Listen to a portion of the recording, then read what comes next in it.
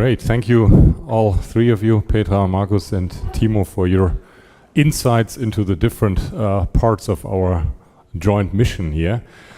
And well, wrapping up, and it only takes 5 minutes, looking at our Dual Plus strategy. I don't want to repeat it, but I think it became clear that it's not just like a chart with a nice picture on it, but that behind each of that pillars of that building blocks, there is something very specific. So on the classic business, the growth potential comes mainly from consolidation. We've shown with Daimler that we can do it and that we are doing it. If there's an opportunity out there, there's more to come. And it comes from performance.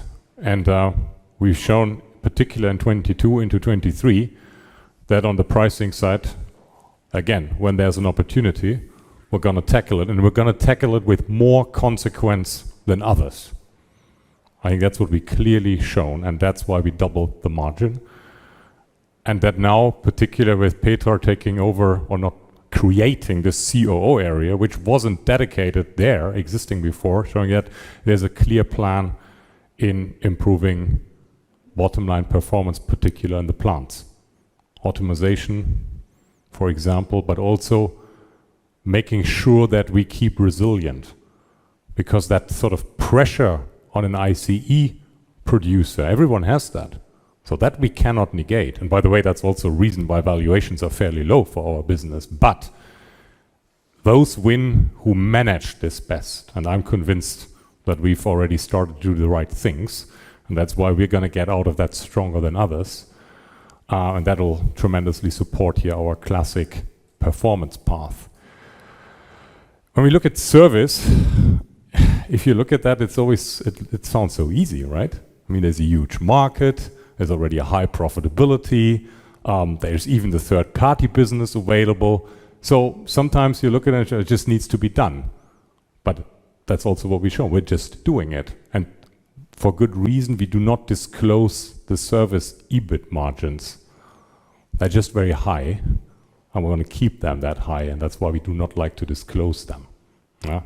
But here also, we have a very clear path, and the limitation is sometimes just, and I'll come back to that, the ability of an organization to get this all done, because we've got many more ideas than you can actually do, but that's a question of how to mobilize the organization and mobilize the people.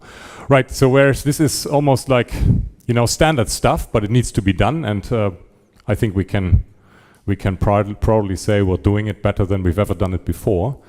But when we then look at green, and that's really also very exciting, because here the path is not that clear. But also the way we do it now is, I believe, fairly clear for us. First of all, engaging in the core of what we have already, but also actively pursuing activities beyond the core. And by the way, for service, I forgot to mention entering new business fields like the digitalized telemetrics. That's also something which comes on top. It means going new ways. But coming back to green, really becoming more close to the customer, knowing what the customer wants, knowing what the customers of the customer wants, and that's also implies creating here a new organization and bringing new thinking into the heads of our people. Because the transformation, and that's what we're doing. I mean, we're doing a transformation on several verticals, if you may say so. Well, first of all, obviously, on the financial performance, we're good on track here, but also on the technology. Markus talked a lot about hydrogen, BEV, and so on, but also on business models. And that only works with the people. And we made a lot of changes, positive changes, not exchanging people, but really changes in how we deal with the people of the organization. We invested a lot in leadership, and investment doesn't necessarily mean money. It means sometimes just time. And after COVID, where obviously being together physically was fairly difficult, we spent a lot of time in offsites, the highest level of the organization, mid-level of the organization, speaking to people, trying to find out what knowledge is available within Deutz. So a lot of activities that created a new program to develop the talents, bringing in also new expertise. And not always just from engine companies. You know, you have to have people who know the core, but you also have to have people coming from other industries and also other countries. Diversity is not only about becoming more female, it's also becoming more colorful in terms of heritage from, again, other countries, other cultures. And we made a lot of changes in that, positive changes. And so I'm convinced with that new focus on people, it helps us in managing this transformation on different trajectories, performance, technology, and business models. Our right to win, we talked a lot about right to play and right to win, and yeah, it's always a nice claim to say, oh God, we got a right to win. But one thing which I have to say I learned in a very positive way, our brand is stronger than I had imagined. So when you are particularly outside Germany, last week I was in China and in Asia, but also when you're in the US, sometimes you feel like you're like representing Deutz. Wow, this seems, you know, a world's company. And well, we are a 2 billion company as of now, but sometimes you feel like, okay, when you get the business card out, CEO of Deutz, oh wow, you were like, I wouldn't say a superstar, no, don't get me wrong, but it feels like really the brand is stronger than we sometimes are aware of. And I think that helps us a lot in getting a really here successful transformation forward. And obviously, yes, the global footprint is super helpful, particularly when it comes to sales and service. It's always good to be where the customers are. And for us, the relevant customers, the relevant markets is the Americas in particular, and is Europe. And we are growing there while rolling in dealers and former external service providers. So we're getting stronger there. And that's super important, not only to grow in the short term the profitable service business, but also to be there when the new green technologies enter the market, because that gives reliability to the customers that we are there when they need us, where they need us.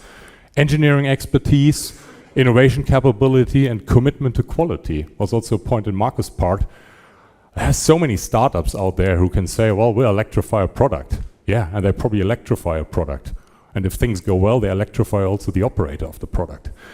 And that's something, well, with a focus on functional safety, that shows now that a lot of potential or lost customers come back to us.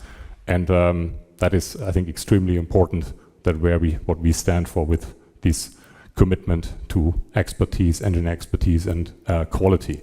And last but not least, sales and operations excellence. And that's a field where we developed a lot over the last years, but there's still a lot of room for improvement. But sometimes, you know, we want to convince the capital market to invest.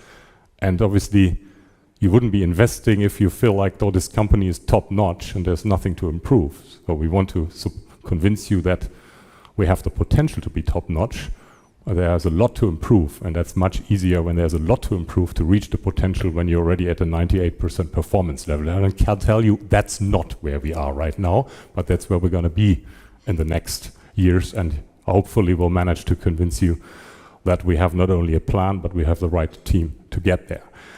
Value proposition, yes, we want to establish ourselves as the top 3 independent engine maker by 2030, climate neutrality by 2050, with the products, with the ecosystems and so on. And as Timo explained, the cross-financing game, transformation never is for free. Never is for free, it always costs money. And it's easier to manage a transformation if you have the money, if you earn the money. We showed it very clearly that with a road to profitability in Classic and with the increased profitability, increased business and service, we're going to be there. We're going to grow, but always with a focus on profitability. And the whole aspect of the value play, I mean, I mentioned it earlier, mainly focus on dividend, but it's not just a dividend. I mean, hopefully we manage to convince you that we're going to grow the top line. That's one aspect. Bringing value up, we're going to grow the bottom line. And you're all financial experts, so you know that much better than me. If you grow a top line and you grow the relative margin, well, then the basis for valuation goes up. And with that all stuff into green, we'll also grow the multiple.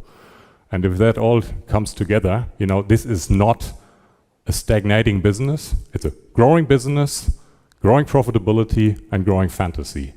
And at the moment, I think today we had a EV/EBITDA multiple of 3.3. there is a lot of potential to grow. So please, hopefully, we'll manage to convince you on that, and we're looking forward for lots of new equity purchases over the next weeks. We're also personally investing in the company whenever we're allowed to, and I think that's the strongest signal we can give. Thanks for your attention.